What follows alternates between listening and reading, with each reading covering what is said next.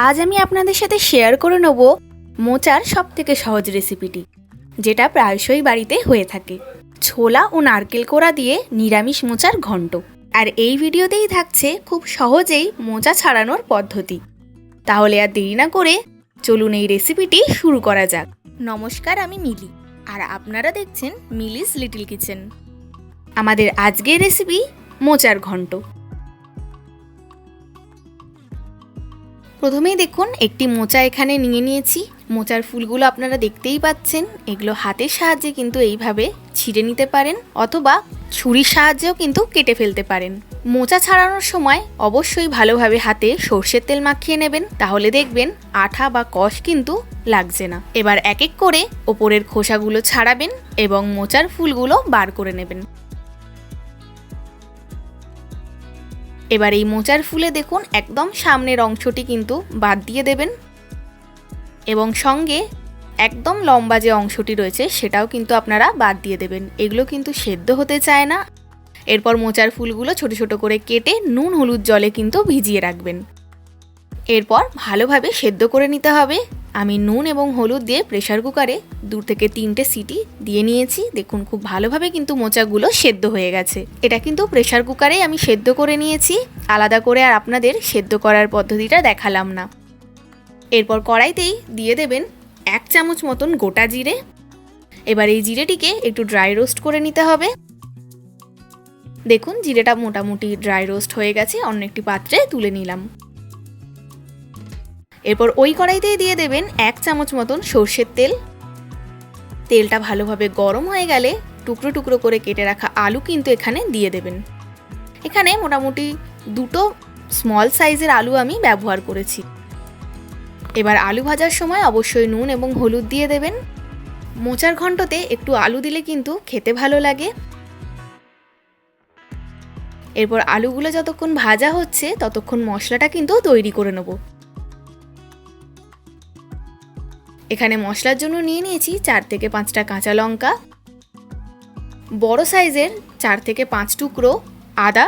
এবার একেবারে শিলেই কিন্তু আমি লঙ্কা এবং আদাটা দিয়ে দিলাম। এরপর আমাদের রোস্ট করে রাখা জিরেটাও কিন্তু এখানে দিয়ে দেবেন। এরপর সমস্ত উপকরণগুলো ভালোভাবে শিলে বেটে নিতে হবে। আপনারা চাইলে মিক্সিতেও কিন্তু এটা পেস্ট করে নিতে পারেন। এরপর এরই মধ্যে দিয়ে দেবেন 1 থেকে 1.5 চামচ মতন জিরে আর 1 চামচ মতন ধনে গুঁড়ো। গুঁড়ো মশলাগুলো এইভাবে একটু বেটে নিচ্ছি, এতে কিন্তু স্বাদটা ভালো আসে। এবার ভালোভাবে সমস্ত মশলাগুলো বেটে নেবেন। আমাদের মশলা বাটা কিন্তু কমপ্লিট হয়ে গেছে। দেখুন জিরে আদা লঙ্কার মশলা কিন্তু তৈরি। এদিকে আমাদের আলুটাও কিন্তু খুব ভালোভাবে ভাজা হয়ে গেছে। এবার অন্য একটি পাত্রে আলুগুলো তুলে নেবেন। মিলিস লিটল কিচেনে যদি আপনারা নতুন হয়ে থাকেন তবে অবশ্যই চ্যানেলটিকে সাবস্ক্রাইব করে বেল আইকনটি ক্লিক করে দেবেন, যাতে এই চ্যানেলে হওয়া সমস্ত রান্নার আপডেট সবার আগে আপনাদের কাছে পৌঁছে যায়। এবং আমার ফেসবুক পেজটিকেও ফলো করার অনুরোধ রইল। এবার ওই কড়াইতেই দিয়ে দেবেন আরও 2 চামচ মতন সর্ষের তেল। তেলটা গরম হয়ে গেলে দিয়ে দেবেন তেজপাতা আর দিয়ে দেবেন শুকনো লঙ্কা। আর ফোড়নের জন্য দেবেন সাদা জিরে। যেহেতু নিরামিষ তাই জন্য এখানে আমরা পেঁয়াজ রসুন ব্যবহার করছি না। কিছুক্ষণ ওয়েট করে যাবেন, দেখবেন যখন ফ্লেভারটা বেরিয়ে আসছে এই সময় কিন্তু দিয়ে দেবেন টমেটো কুচি। আমি এখানে একটি মিডিয়াম সাইজের টমেটো ব্যবহার করেছি। এরপর টমেটোগুলো কিছুক্ষণ ভেজে নেবেন।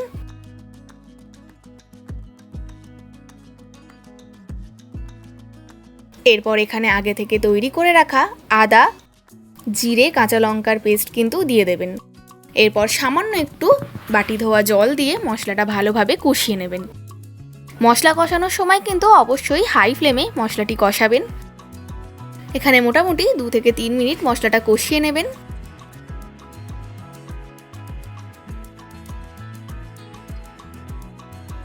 এরপর এরই মধ্যে দিয়ে দেবেন সামান্য একটু হলুদ গুঁড়ো আর দিয়ে দেবেন শুকনো লঙ্কা গুঁড়ো। এরপর আবারও মশলাটা ভালোভাবে কিন্তু কষিয়ে নিতে হবে। দেখবেন যাতে কোনো মশলার কাঁচা ভাব যেন না থাকে। এবার এই মশলা থেকে যখন তেল ছাড়া স্টার্ট হবে তখনই বুঝবেন মশলা কিন্তু কষানো একদম হয়ে গেছে। এরপর এরই মধ্যে আগে থেকে ভেজে রাখা আলুর টুকরোগুলো দিয়ে দেবেন। সামান্য একটু মিশিয়ে নেবেন। এরপর সেদ্ধ করে রাখা মোচাটা কিন্তু দিয়ে দেবেন। আপনারা চাইলে ভেজে রাখা আলু আর মোচা কিন্তু একসাথেই দিয়ে দিতে পারেন। এরপর ওভারনাইট ভেজানো ছোলা কিন্তু এখানে দিয়ে দেবেন, আর দিয়ে দেবেন স্বাদ অনুযায়ী সামান্য একটু লবণ, আর দিয়ে দেবেন চিনি। নিরামিষ তরকারি একটু মিষ্টি হলেই ভালো লাগে, আপনারা তো জানেন, তাই জন্যে সামান্য একটু চিনি কিন্তু এখানে ব্যবহার করবেন। আর আপনারা যারা চিনি একদমই পছন্দ করেন না রান্নায়, তারা কিন্তু অ্যাভয়েড করতে পারেন। এরপর ভালোভাবে সমস্ত উপকরণগুলো মিশিয়ে নেবেন। আপনারা চাইলে ছোলাগুলো কিন্তু মোচার সাথে সেদ্ধও করে নিতে পারেন, তবে আমি এখানে কাঁচাই দিয়েছি। এইভাবে কিন্তু মোচাটিকে কষাতে হবে, দেখবেন জলটা অনেকটাই শুকিয়ে যাবে।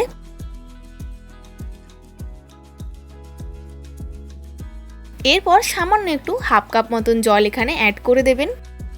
মোচাটা অলরেডি সেদ্ধই আছে, তাও ভালোভাবে মিশে যাওয়ার জন্য কিন্তু জলটা আমি ব্যবহার করলাম। এরপর খুব ভালোভাবে মোচাটা কিন্তু মিশিয়ে নিতে হবে। মোটামুটি মিডিয়াম টু হাই ফ্লেমে 5 থেকে 8 মিনিট এইভাবে কিন্তু কষাতে থাকবেন। এরপর 1 চামচ মতন গরম মশলা দিয়ে দেবেন, দিয়ে আবারও কিন্তু ভালোভাবে মোচাটা মিশিয়ে নেবেন।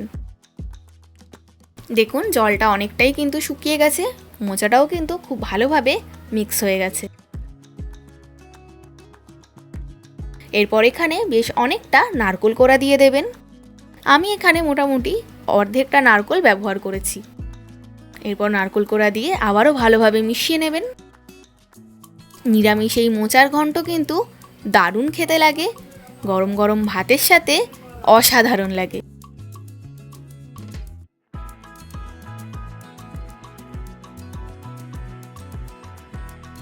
এরপর মেশাতে মেশাতে যখন দেখবেন ঠিক এই রকম টেক্সচার চলে আসছে, তখন কিন্তু বুঝবেন মোচার ঘন্ট একদম রেডি। এরপর ওপর থেকে সামান্য একটু ঘি দিয়ে দেবেন এবং হালকাভাবে মিক্স করে ওপর থেকে একটি ঢাকা চাপা দিয়ে দেবেন, এবং সঙ্গে সঙ্গে কিন্তু আপনারা গ্যাসের ফ্লেমটা অফ করে দেবেন।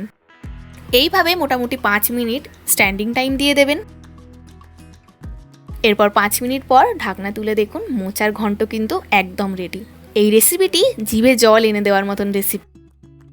আপনারাও বাড়িতে হয়তো নানানভাবে এই রেসিপিটি তৈরি করে থাকেন, আমার সাথে শেয়ার করে নেবেন আপনারা কেমন করে রেসিপিটি তৈরি করেন। আর আমার মতন করে রেসিপিটি তৈরি করার একবার অনুরোধ রইল। তাহলে আজকের মতো এইটুকুই, দেখা হবে নেক্সট ভিডিওতে।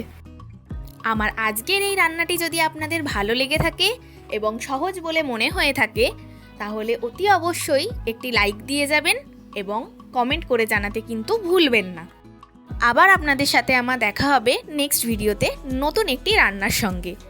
আপনারা ভালো থাকবেন, সুস্থ থাকবেন এবং এইভাবেই আমাকে সাপোর্ট করে যাবেন।